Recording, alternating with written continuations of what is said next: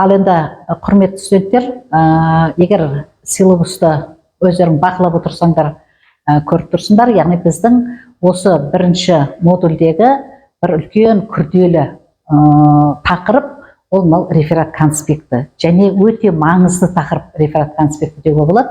Өйткені біздің сіздермен бірінші аттестациядағы жасайтын осы жұмысымыз ол реферат баяндама. Сол реферат баяндаманың қалай болып шығуы, оның мынау сауаттылығы, барлығы ол сіздер қолданған әдебиеттермен байланысты, және сол әдебиеттерді жаңағы өздеріңіздің мақсаттарыңызға, жоспарларыңызға, міндеттеріңізге және ең бастысы жазатын тезистеріңізге сәйкес қолдана алу. Сондықтан да бұл реферат конспекті сол мәселеге байланысты сіздерге үлкен көмегін тигізетін бір теориялық тақырып деп айтуға болады. Әрине, тақырып деген тақырыбымызда маңызды, жоспар құрауда маңызды, тезис жазуда маңызды, әдебиеттерге сілтеме жасап, әдебиеттерді пайдаланған әдебиеттерді дұрыс рәсімдеуде маңызды, десе де соның барлығының басын қосатын бір үлкен мәселе осы реферат конспектіні қаншалықты түсінулеріңізге байланысты. Сіздер реферат деген сөз сіздерге таныс, бірақ осы реферат ол мектепте нақты жанр түрінде, яғни теориялық тұрғыдан оқытылмайды. Ал енді біздің академиялық қазақ тілінде бұл мәселені міндетті түрде біз арнайы тақырып ретінде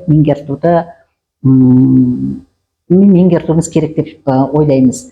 Конспекті деген сөзде өте таныс, яғни сіздердің қай кезде конспект жазасыздар? Әрине, дұрыс, кітаптан қарап жазған кезде конспект жазасыздар, кітапқа қарап отырып, немесе бір мақала өте дұрыс, мақала бойынша да конспект жазасыздар, және ең басты күнделік сабақта үлкен дәрістерде дұрыс конспект жазасыздар. Тіпті бүгінгі біздің сабағымызда да сіздер негізгі ойларды өздеріңіз тиянақтап жазып отырсаңыздар, онда ол да конспект деп аталады. Бірақ соның бәрінен ең айырмашылығы реферат конспекті бұл жаңағы ғылыми жұмыстың ішіндегі ең маңызды теориялық материалдың бірі болып саналады екен. Яғни реферат баяндаманың ішіне енетін. Енді реферат өздеріңіз біліп отырсыздар, бұл ғылыми жұмыстың бір түрі, ал ғылыми жұмыс ол ғылыми стильде жазылады. Өздеріңіз білесіздер, 5 стильді біз бірнеше рет осыған дейін де айтып келе жатырмыз, және сол стильдердегі еңбектерге талдау жасап жүрміз. Ендеше ғылыми стильдің бір жанрына осы біздің бүгінгі өтейін деп тұрған реферат жұмысымыз жатады екен. Егер ғылыми жұмыстарды қарап отырсақ, осы жерде 5 жанры көрсетіліп тұр. Сол әрқайсысының осы тектеріне қарай олардың түрлері де міне мынау кестеде көріп тұр. Қызарып тұрған реферат сол біздің бүгінгі тақырыбымыздың объектісі, яғни нысаны. Ол көріп отырсыздар ғылыми ақпараттық жанрдағы жұмыстардың тізіміне кіріп тұр. Ғылыми ақпараттық осы терминнің негізгі тірек екі сөзіне қараңыз. Ол біріншіден ғылыми болу керек, а екіншіден ол ақпарат беретіндей жұмыстың түрі болу керек екен.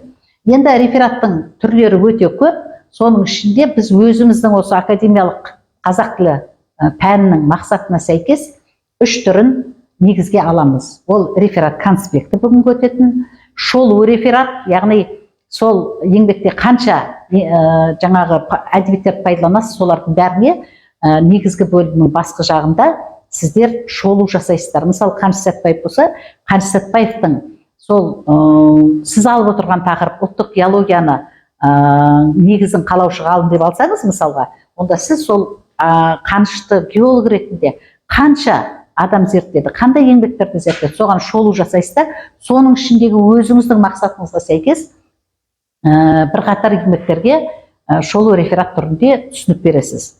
Яғни, мынау соңғы айтылып тұрған реферат баяндамаға баратын жол, міне осы реферат конспект және шолу реферат арқылы жүзеге асырылады екен.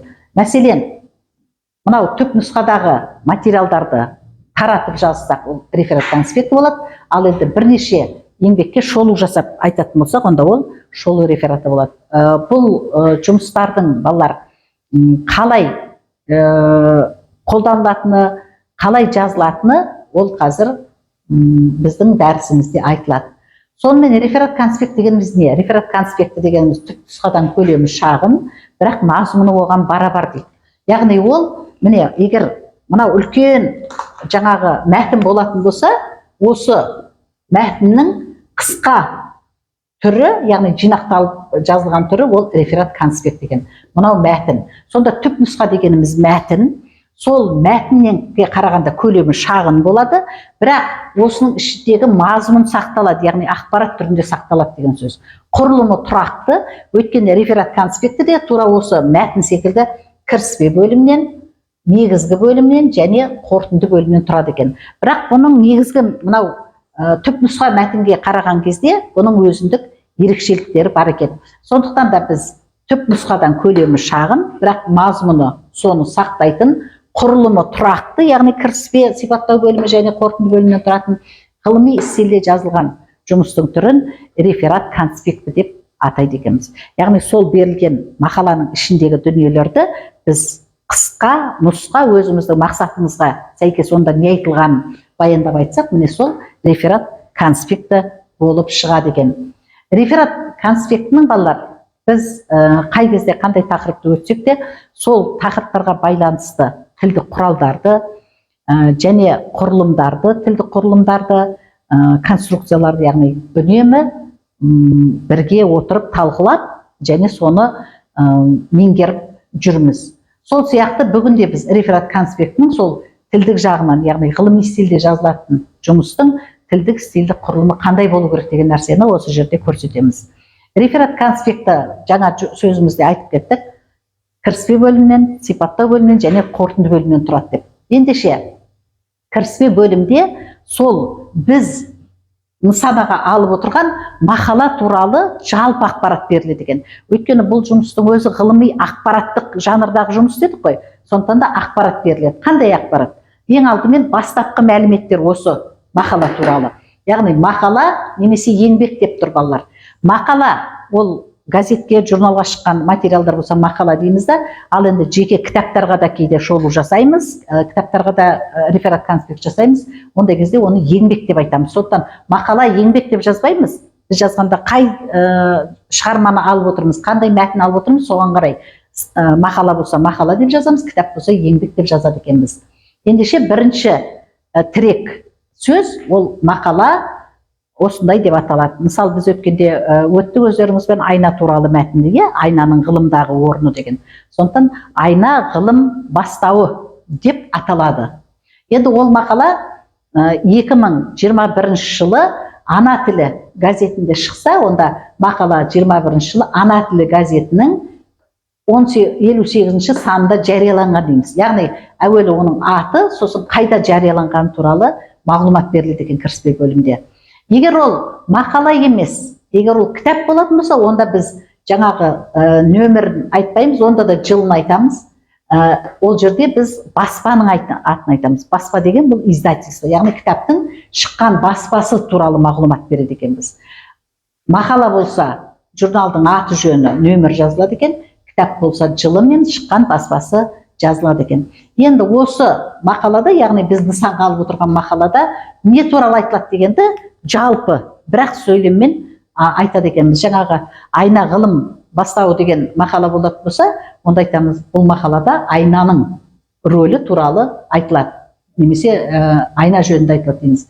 Екінші мағлұмат, ақпарат, ол авторға байланысты беріледі екен. Яғни оның авторы кім? Оның авторы мысалы Марат Әбдісалықұлы. Ол кім? Оның ғылыми атағы болса, дәрежесі болса, немесе мектептің мұғалім болса, немесе студент болса, соның бәрі қасына жазылады екен. Біз онда жазамыз, оның авторы педагог ғылымдарының докторы, профессор Марат Әбдісалықұлы деп. Міне сонда кіріспе бөлімде біз жаңа өзіміз нысанаға алып отырған мақаланың аты, авторы және онда не туралы айтылатын жөнінде осындай қысқаша ақпарат береміз. Енді келесі ақпарат осы мақаланың ішінде не туралы айтылады дегенмен байланысты болады балалар. Сондықтан мына жерде біз сол реферат конспектте қолданылатын бүкіл сөз деп айтпаймыз. Соның ішіндегі ең негізгі тірек сөздерді сіздерге осылай ұсынамыз. Яғни мақалада не туралы қарастырылады. Мына жерде біз осындай туралы деп бірақ сөйлемін айтатын болсақ, мына жерде онда қарастырылатын нәрсені қайтеміз, таратыңқырап айтамыз. Мәселен, айна туралы